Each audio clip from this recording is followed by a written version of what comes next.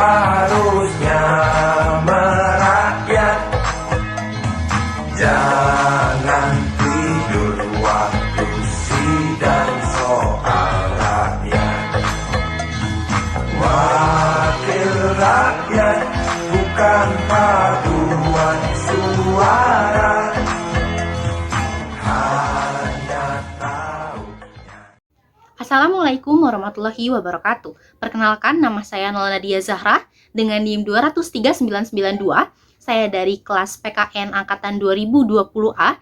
Di sini saya akan menyampaikan materi mengenai penegakan hukum administrasi negara. Penegakan hukum merupakan proses dilakukannya upaya untuk tegaknya atau berfungsinya norma-norma hukum sebagai pedoman hubungan hukum dalam kehidupan bermasyarakat dan bernegara. Dalam arti luas, penegakan hukum itu mencakup pada nilai-nilai keadilan yang terkandung di dalam ketentuan formal maupun nilai-nilai keadilan yang hidup dalam masyarakat. Dalam arti sempit, penegakan hukum hanya menyangkut peraturan yang formal yang tertulis saja. Dengan demikian, penegakan hukum yang dilakukan dengan baik dan efektif merupakan salah satu tolak ukur keberhasilan suatu negara hukum dalam upaya mengangkat harkat dan martabat negara dan bangsanya di bidang hukum. Disebutkan menurut Muladi, dijelaskan bahwa dalam penegakan hukum, para penegak hukum harus memperhatikan dan menjunjung tinggi nilai-nilai sebagai berikut. Yang pertama, menjauhi hal-hal yang bersifat pragmatis dan mengedepankan hal-hal yang bersifat sistematis. Yang kedua, mengutamakan kebenaran dan keadilan. Yang ketiga, melakukan promosi dan perlindungan hak asasi manusia. Yang keempat, menjaga kesinambungan antara moralitas institusional, moralitas sosial, dan moralitas sipil.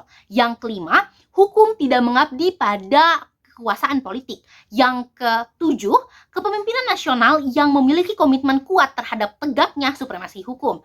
Yang kedelapan, konsep keberadaan hukum yang terpadu antara kesadaran hukum penguasa dan perasaan hukum masyarakat. Jika tadi saya telah menjelaskan dan mengupas tuntas mengenai penegakan hukum secara global dan juga faktor-faktor penegakan hukum yang terjadi di Indonesia, tibalah saya sekarang untuk menjelaskan penegakan hukum administrasi negara. Penegakan hukum melalui sarana hukum administrasi negara berpijak pada beberapa alasan di bawah ini. Yang pertama, berfungsi sebagai sarana pengendalian, pencegahan, dan penanggulangan perbuatan yang dilarang. Yang kedua, instrumen yuridis hukum administrasi yang bersifat preventif dan berfungsi untuk mengakhiri dan menghentikan pelanggaran. Yang ketiga, bersifat reparatoir atau memulihkan pada keadaan semula atau sebelumnya.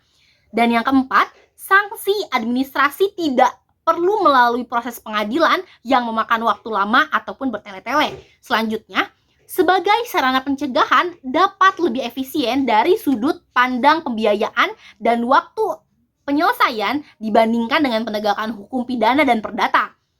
Terakhir, biaya penegakan hukum administrasi yang meliputi biaya pengawasan di lapangan dan pengujian laboratorium lebih murah. Selanjutnya, menurut P. Nicolai dan kawan-kawan, sarana penegakan hukum administrasi negara setidak-tidaknya meliputi dua hal. Yang pertama, pengawasan bahwa organ pemerintahan dapat melaksanakan ketaatan pada atau berdasarkan undang-undang yang ditetapkan secara tertulis dan pengawasan terhadap keputusan yang meletakkan kewajiban kepada individu. Dan yang kedua, penerapan kewenangan sanksi pemerintahan. Dalam suatu negara hukum, pengawasan terhadap tindakan pemerintah dimaksudkan agar pemerintah menjalankan aktivitasnya sesuai dengan norma-norma hukum sebagai suatu upaya preventif dan dimaksudkan untuk mengembalikan pada situasi sebelum terjadinya pelanggaran norma-norma hukum tersebut sebagai upaya represif. Sanksi merupakan bagian penting dalam sebuah peraturan perundang-undangan. Tenberg juga menyebutkan bahwa sanksi merupakan inti dari penegakan hukum administrasi. Sanksi diletakkan pada bagian akhir setiap peraturan. Contohnya dalam konteks masyarakat, sanksi yang diterapkan kepada masyarakat yang melanggar, misalnya pelanggaran lalu lintas, ketika sanksi hanya dijadikan opsi satu-satunya ataupun upaya satu-satunya untuk menyelesaikan permasalahan pelanggaran lalu lintas, maka pelanggaran-pelanggaran lalu lintas tidak akan hilang di Indonesia.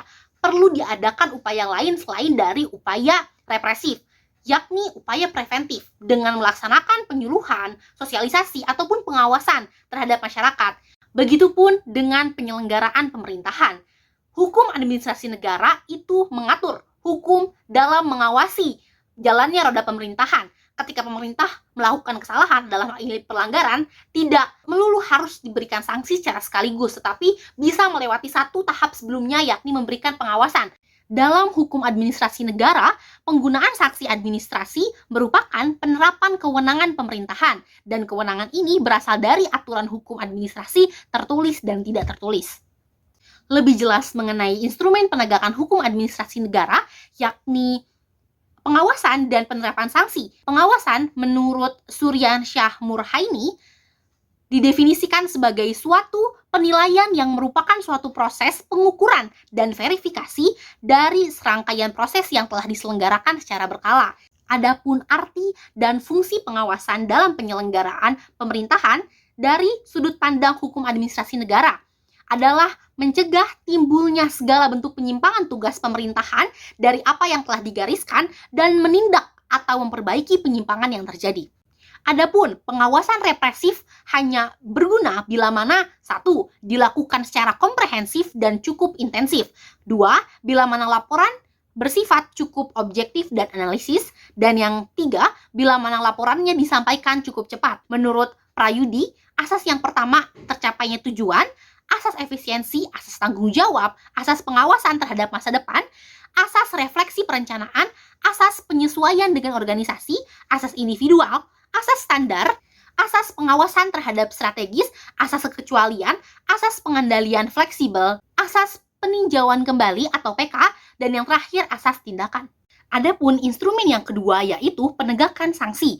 Penegakan sanksi dalam hukum administrasi dapat dilaksanakan langsung oleh badan dan atau pejabat tata usaha negara itu sendiri tanpa melalui perantara hakim. Sanksi dalam hukum administrasi negara itu adalah semua sanksi yang tidak hanya diterapkan oleh pemerintah itu sendiri, tetapi juga yang dibebankan oleh hakim administrasi atau instansi banding administrasi. Adapun mekanisme penerapan sanksi administrasi diantaranya 1. Bertahap. Maksudnya, pemberlakuan sanksi dimulai dari sanksi administratif yang ringan kepada sanksi administratif yang berat. Selanjutnya, bebas atau tidak bertahap. Penerapan sanksi administratif yang bebas adalah keleluasaan bagi pejabat yang berwenang mengenakan sanksi untuk menentukan pilihan jenis sanksi yang didasarkan pada tingkat pelanggaran. Selanjutnya, kumulatif. Penerapan sanksi kumulatif maksudnya adalah penerapan sanksi yang dilakukan dengan menggabungkan beberapa jenis sanksi administrasi negara yang berlaku. Pemaparan terakhir mengenai instrumen sanksi. Pada penerapan sanksi administrasi ditetapkan beberapa syarat, paling sedikit ada 9 syarat. Yang pertama, nama jabatan dan alamat jabatan administrasi yang berwenang. Yang kedua, nama dan alamat penanggung jawab usaha dan atau kegiatan. Yang ketiga, nama dan alamat perusahaan. Yang keempat, jenis pelanggaran. Yang kelima, ketentuan yang dilanggar, baik ketentuan yang diatur dalam peraturan perundang-undangan maupun persyaratan dan kewajiban yang dimuat dalam izin lingkungan. Selanjutnya, ruang lingkup pelanggaran. Yang ketujuh, uraian kegiatan atau perintah yang harus dilakukan penanggung jawab usaha dan atau kegiatan. Yang kedelapan, jangka waktu penataan kewajiban penanggung jawab usaha dan atau kegiatan. Dan yang terakhir, ancaman sanksi yang lebih berat apabila tidak melaksanakan perintah dalam sanksi teguran yang tertulis. Mungkin cukup sekian yang dapat saya sampaikan mengenai penegakan hukum administrasi negara. Terima kasih telah menyaksikan. Sampai bertemu pada video pembelajaran selanjutnya. Billahi fi sabilil haq fastabiqul khairat. Wassalamualaikum warahmatullahi wabarakatuh. Wakil rakyat seharusnya merakyat.